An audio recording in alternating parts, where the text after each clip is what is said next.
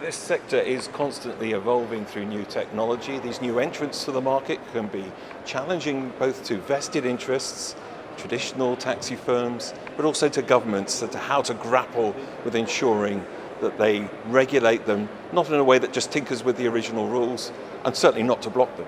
Well, I think one of the key things, and this is one of the main recommendations of our report, is that governments have to keep citizens in mind. It has to be people-centered policy. And where you can do better with the new possibilities that we have available to us, then governments should be thinking about how to reform the for-hire sector regulations they have in place. And that will probably mean lifting some of the restrictions that taxis operate under, and it will probably mean putting in place some new types of controls for the new entrants arriving. But I think clearly the government that will be able to succeed will be coming up with a new form of regulatory control in this area.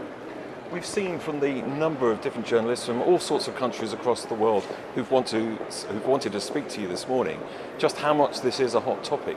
Is anywhere in the world getting it right? That's a tough question. There is, as you say, a lot of angst, a lot of worry, because many cases, governments, in many cases local governments in particular, have not anticipated the arrival of these services. And so they are left with a regulatory framework that isn't suited for these type of services, and they're scrambling to find a way to regulate. And one of the things that we've seen in many cases is that the instinct to have the new entrants regulated as the incumbents has been quite strong. Where that hasn't been the case, we've seen in some cases a violent pushback from the incumbents because they are losing advantages that they have become accustomed to. Anticipating this, going forward, and with a dialogue with both sides, I think is the right way to actually look at this sector and minimize, and not obviate, not get rid of, but minimize some of the frictions that you see with industrial structural changes, such as this disrupting in the sector is taking place.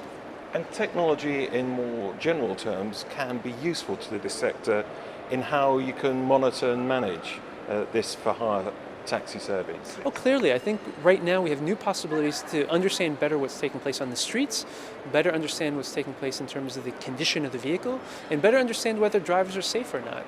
Right now, with the type of technologies that many of the platforms have put in place, we can monitor if drivers are being erratic, if they're driving consistently over speed limits or in dangerous ways. That's something that right now for the taxi industry is controlled once with driver training and maybe refreshed every now and then. You can also have access to information about the condition of the vehicle almost in real time by having access directly to the onboard diagnostic systems. That is also something within the existing incumbents you see happening once a year with the vehicle inspection. So there are tremendous new possibilities to regulate better in this area. And right now, if you're asking me if there's one single jurisdiction that is doing better than most of the others, I would say no. There are a lot of jurisdictions that are doing some interesting things in different parts of it, but I can't say that one has got it all right.